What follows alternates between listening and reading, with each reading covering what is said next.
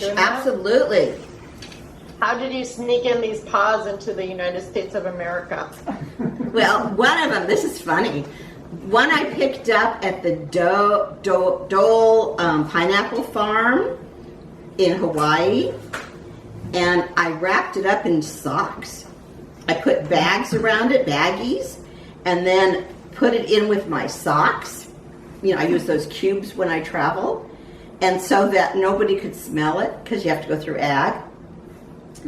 And one time I was coming home from Bali, and I had a little refrigerator carry-on, and I wrapped it and put it, and I had a lot of processed, chocolate bars and coffee that I had bought, and a lot of products that I had bought there that had a lot of smell to it. And so I wrapped this up and put it in the middle of there. But yeah, I've always been very cautious about sneaking. When you come from Mexico, you don't have to sneak. And the best place to get stuff is really in Oaxaca. They have so many chocolate stores where they have all the different kinds of beans. Now you can see the world of chocolate. All the chocolates that you're looking there, I made. So see, we all can become chocolatiers. Works of art. They are, aren't they beautiful? To me, they are. I just saw a company that had beautiful chocolates and they were selling them for $80 a pound. And then I looked at mine and went, But I don't sell my chocolates because then people want what they want when they want it, and I might not want to be making them right at that moment. So I just make what I want to make and then give it away. And it makes everybody happy. Okay, so let's now go to the jungles. Okay, these are random pictures from being debarred. That beautiful woman in the middle, she's in Bali at a candy store. And the top left picture is ice cream from Bali.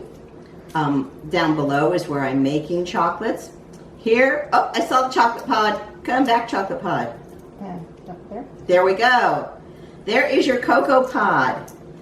And see how it's growing on the tree? It's growing from the branches, it's not hanging like a peach would or like a lemon would. The cocoa pods are harvested twice a year, and they have to be hand harvested. A tree might produce 50 pods in a year. A pod is going to have between 20 and 50 of the nuts inside of it. So it depends upon what kind it is, where it's growing. Chocolate is definitely something where the taste changes because of the earth, the terra. That's what gives it its flavors. That's why hopefully by now you've been seeing some differences in the different chocolate that you've been tasting. They're from different parts of the world where the ground, the earth is different. There's different minerals. There might be different watering schedules. And that's why it has the different taste to it.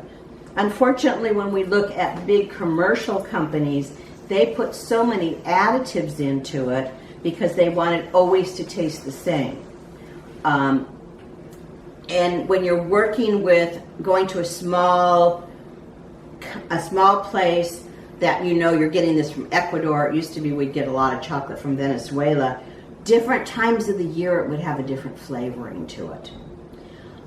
Just like wine, there are merging, there's where you mix your cocoa, you mix the seed itself to get different tastes to it. Okay, so this is the pod, this is how it's grown. And next picture, please. And this is how it's harvested by hand. Each pod is cut off of the tree very delicately, because if it breaks open, then it could get infected. So it's harvested very delicately. Next, please. And then by hand, it's scooped out. When it's fresh, It has a white fibrous foam around it. And this stuff is delicious. It has a very tropical taste. It starts fermenting as soon as it leaves the tree. That's why we never get it here to taste. When you're in a region that is actually growing the cocoa, they make drinks out of it. Peter, I bet you've tasted it many times in Chiapas.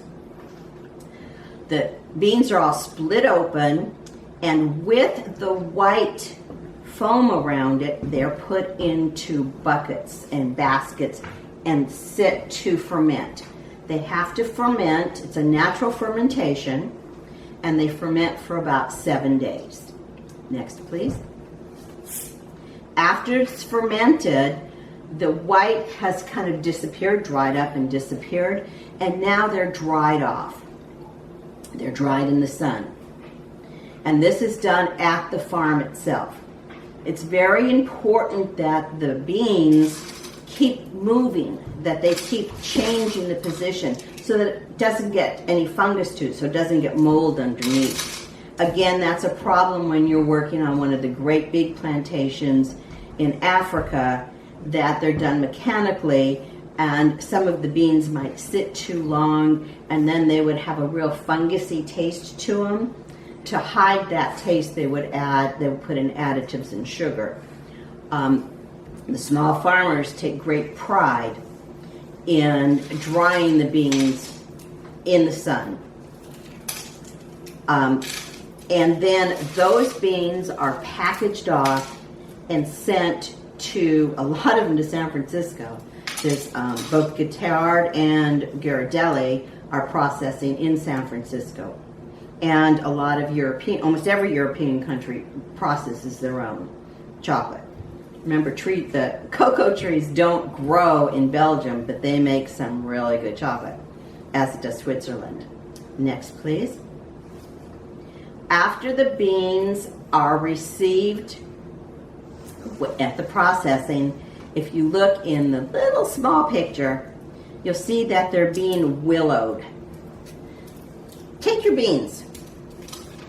Come on, let's play with your beans. And rub them in your thumb. And you'll find that there's an outside shell that you can take off. When you take that off, the inside part is darker and hard. This is a nib. This is the cocoa nib. It's very edible. The beans that you have are not roasted, and so they're very mild flavored.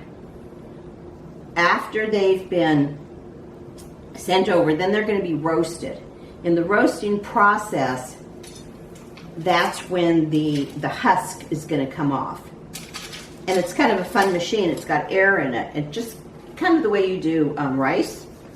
The air takes and the outside will go flying up and out. And the nib, which is heavier, will go down to the bottom. The nibs, and this is after roasting. So after roasting, it's really easy to take that outer crust off. Right now, you might be having a little trouble with it on the raw beans, but keep trying because it's worth it, so that you can taste that. Next, please. Oh, I'm sorry. And the picture you see that shows the chocolate. After they're roasted, they go through the conching machine. The conching machine is just like what the women used to do with the matate, but these are with great big steel rollers. So it's a lot more pressure. It creates a lot more heat, just the constant movement. And that's what creates the chocolate mass, the cocoa mass. Cocoa mass is 100% cocoa. It's just the ground up, smashed beans. And this is how it was discovered to take out the cocoa from the butter. While some processing was going on, one of the employees had a cloth bag of cocoa mass, and he hung it up and he went home overnight. In the morning, they found a puddle of white liquid on the floor, and the only thing that was in the bag was the dried cocoa. So that's how they separate the cocoa butter from the cocoa powder. Ironically, cocoa butter is more expensive than cocoa powder. And the reason that almost all processors, all manufacturers separate it is because then they can control it. They can control how much cocoa butter is going into each product. The beans themselves are about 50-50. When you're using a couverture, when you want to put it on the outside of a piece of candy so that you get that really nice snap to it and it's real easy to work with, you might want it to be 60% cocoa butter.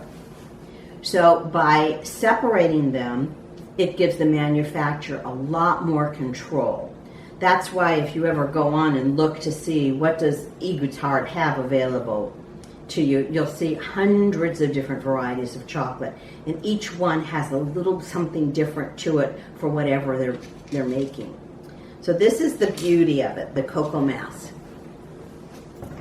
And that comes from the conchia. Okay, and here's back to your tasting terms, because remember, hopefully you're still eating. Thank you very much. I think we're done with that. So now that we know how